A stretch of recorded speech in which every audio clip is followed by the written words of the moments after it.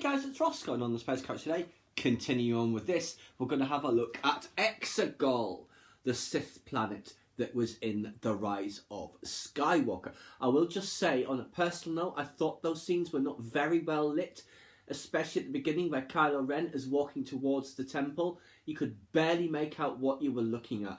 I mean, when it gets to, say, this part here, the lighting was a bit better, but even so, a little bit too dark. It was kind of like Solo was quite gloomy in parts.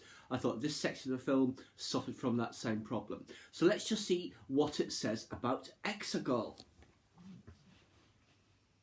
The darkness at the heart of the Galactic Empire was unknown to most galactic citizens. Though its extreme militarization and authoritarian rule seemed to stem from a desire for security, they were actually fueled by a dark agenda over 1,000 years old. The Sith, an ancient offshoot of the Jedi Order that had, in times past, ruled the galaxy, were once more ascendant. Sith Lords occupied positions of power until the Empire's defeat at the Battle of Endor. Secreted in the depths of the unknown regions, however, was the planet Exegol, a Sith redoubt.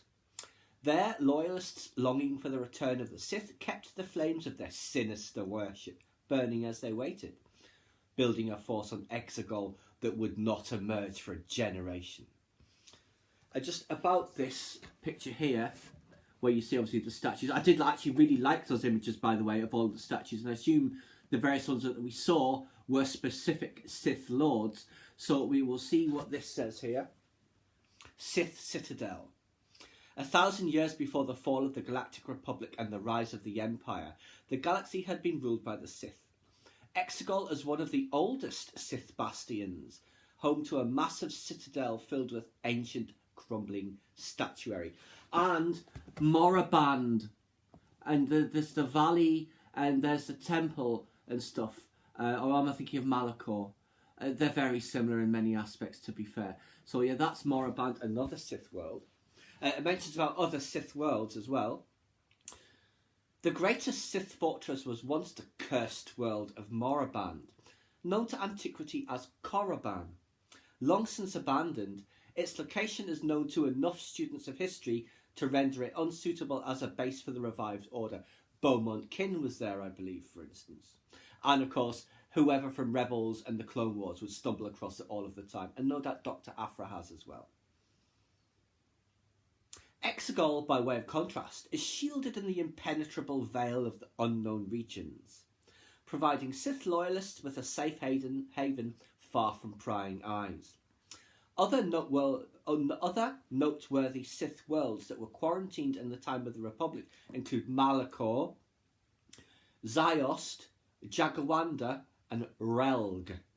Some worlds have had their Sith affiliations scrubbed so thoroughly from history that their denizens walk across avenues that were once ancient battlegrounds or sacred temple sites, none the wiser about their dark history. Examples of that would be Takodana and also Coruscant.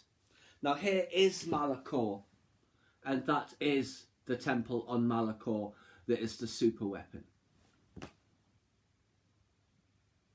Okay, I'm going to attempt to say these words in that language. Apologies, it's probably going to be terrible. So, Zwaruka yun Nayashkuwai Nwikuwai Watok Sawak Midwanatoi Yuntok Hayarut Midwan Otoi. Translation of Sith runes. And just about the old Sith runes, it says, this Sith eternal incantation carved in the old tongue denotes the nature of the dyad, appearing in the Force, and that's what Rey and Ben are. Curiously, it is nearly identical to text describing the rule of two, a Sith doctrine that could only be two living Sith Lords, but inflection marks and line breaks change specific meanings in certain words. And here is Exegol here, so we'll see what all these bits of information say. The Citadel. The base of the Sith Eternal cult is an ancient forbidding citadel. It holds many sinister secrets. And that's here, in the darkness where you can't see anything. The Hask Desert is this one. The Shadow Escarpment is this, just geographic features that we didn't see. And the Honzadul Plateau is this one. So let's see what it says up at the top there. Region, unknown regions, unincorporated space. Diameter 13,649 kilometres. Terrain, barren rock and desert flats. It has no moons. Population, unknown. No native life. And total Sith and First Order forces have not been tabulated. But it must be millions, given that fleet and how much it takes to crew a Star Destroyer and all them people we saw in the auditorium and who knows what else. Fact file, which is just this bit here, and that's where you see Kylo walking towards the Citadel from his ship. The dry conditions of Exegol and rubbing of dust particles in its atmosphere create enormous static discharges. That's hence all the lightning. A thick cloud of red gas and dust forms a navigational barrier to the planet.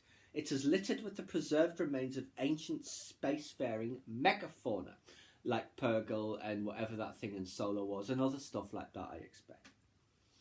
Enormous fissures reach deep into the planet's crust. They were excavated by Sith loyalists in centuries past, in a bid to reach a transportative vergence they believed to be hidden in the rock. And I read or heard somewhere that would possibly be entry point to the world between worlds on Exegol, because I think there's one everywhere, somewhere, and there will be one on there, which obviously Palpatine will want to control that, because we saw that in Star Wars Rebels as well. But that is what it says about Exegol, a cursed world. Yet another cursed world of the Sith. So yes, there you go, guys. I hope you enjoyed. There is other bits and pieces on the Sith in this book, which we shall be exploring in due course.